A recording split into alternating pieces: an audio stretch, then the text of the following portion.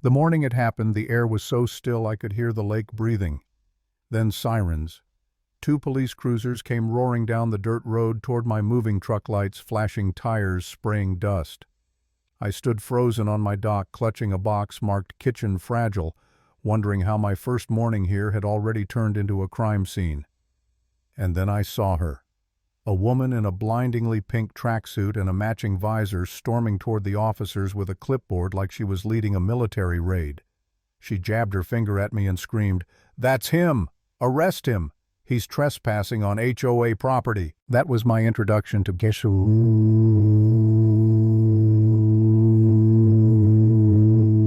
Carol Piton, president self-declared of the Lakeshore Estates, HOA. And it was the start of the strangest war I've ever fought. I tried to stay calm. I told the officers my name was Drew Sullivan, showed them the digital deed on my phone. The cabin was mine. I'd just inherited it from my Uncle Frank and closed on it last week. The cops glanced at the papers, nodded, and wished me good luck. Carol, on the other hand, nearly exploded. Her face turned red, her jaw tightened, and she hissed, "Every property on this lake answers to me. You can't just move in without my approval." I thought that was the end of it. Oh, how wrong I was. For the next 3 days, Carol camped out at the edge of my property with a folding chair, a thermos, and a camera the size of a telescope. She snapped pictures of everything: my truck, my boxes, even the sandwich I left on the railing. When I asked what she was doing, she said, "Health code violation, improperly stored food, possible bear hazard." Then, dead serious, "That's a $50 fine." Every morning at exactly 7 a.m., she showed up with a new list of infractions. My dock was too long. My trash cans were the wrong shade of gray. The movers had left tire marks on the gravel.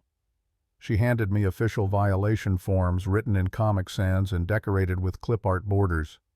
I told her again and again my cabin wasn't part of her HOA.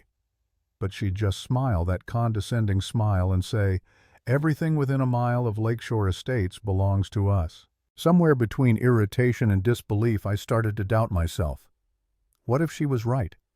What if the cabin did fall under HOA control somehow? Maybe Uncle Frank had missed a form. Maybe I was the fool here. That night, unable to sleep, I started digging through the county's online records. What I found made me laugh out loud. The HOA's territory didn't include my land. In fact, their own developments had been built halfway onto state-protected shoreline. They'd even constructed a boat launch on wetlands completely illegal. And then I stumbled on the jackpot emails from Carol and the former board plotting to intimidate non-members into joining. Their little scheme was literally titled Operation Total Lake Control. That was the moment I stopped doubting myself. The next morning, while Carol was busy photographing my recycling bins, I made some phone calls to the State Environmental Agency, to the county commissioner, to anyone who might care about illegal construction. And they did care. A lot. But Carol didn't back down. She doubled down. One afternoon I came home to find my dock wrapped in bright orange tape like a crime scene. A laminated sign screamed, "Immediate violation of Regulation 473B, unauthorized watercraft mooring." The punchline: I didn't even own a boat. Then came her new creation, the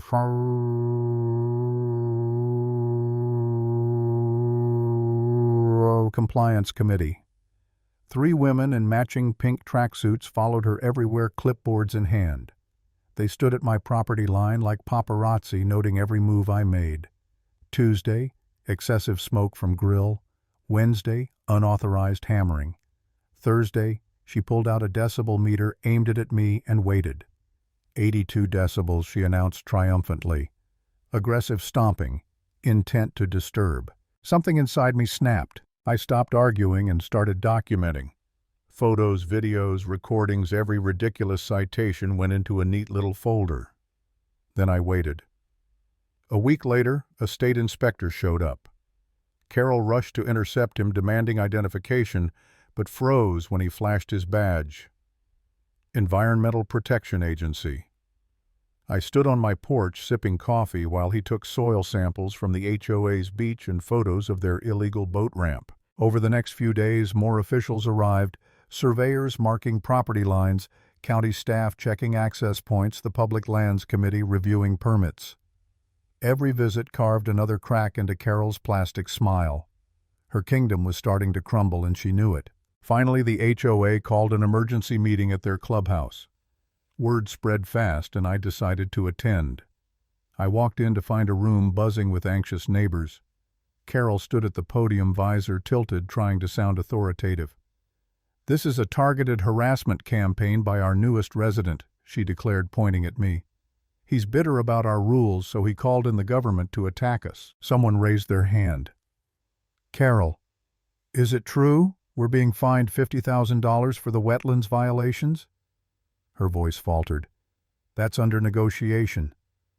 Another resident asked about the cease and desist order for the beach. Carol stammered, "Temporary setback." "My husband's cousin is a lawyer." I stood. "May I speak?" Carol snapped, "You're not a member. You don't belong here." But the treasurer, looking weary, said, "Given this affects all of us, maybe we should hear him out." I walked to the front and placed a folder on the table. "Here are copies of the original lake survey's state findings and your HOA's real boundaries. For years you've claimed authority over land you don't own, including my cabin, 3 other vintage properties, and 2 acres of protected state shoreline." The room erupted. People shouted, leafed through papers, gasped. One man near the front muttered, "This can't be real." Another woman yelled, "My kids play on that beach." Carol slammed her gavel so hard the head flew off and landed in a pitcher of lemonade. "Lies," she screamed. "He forged those papers. This is a conspiracy." The treasurer quietly lifted one of the printed emails. "Carol, this came from your account. You literally wrote, 'Establish dominance over non-compliant shoreline properties through persistent enforcement.'" "That's taken out of context," she snapped. "The context," another board member added dryly, "is the subject line. It says, 'Operation Total Lake Control.'" That was the breaking point. Residents started standing up one after another, waving their own stacks of citations. $600 because my kayak was the wrong shade of blue. $400 because my doormat was too whimsical. $800 for wind chimes. Carol wind chimes. The room dissolved into chaos, half shouting in anger, half laughing in disbelief. Years of fear and resentment poured out all at once. Carol tried to scream over the noise, but her voice cracked, drowned out by the people she'd tormented. The hearings that followed were brutal.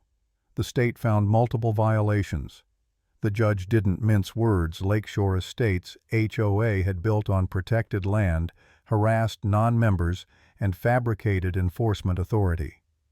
They were fined $175,000, ordered to dismantle every illegal structure, and barred from extending their control beyond their deeded lots. And Carol, well, the judge reserved a special line for her, due to evidence of intentional misrepresentation and harassment.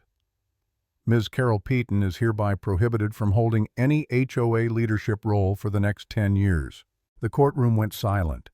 Then Carol shrieked a high, piercing sound that made everyone flinch.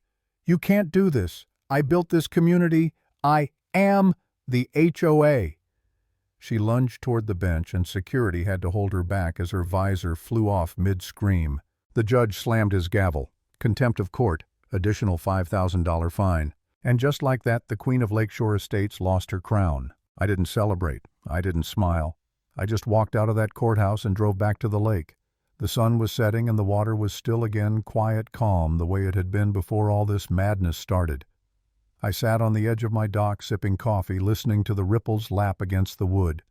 For the first time, it actually felt like home. Some people build power by fear. Others earn peace by fighting back. And that day I finally learned which one mattered more.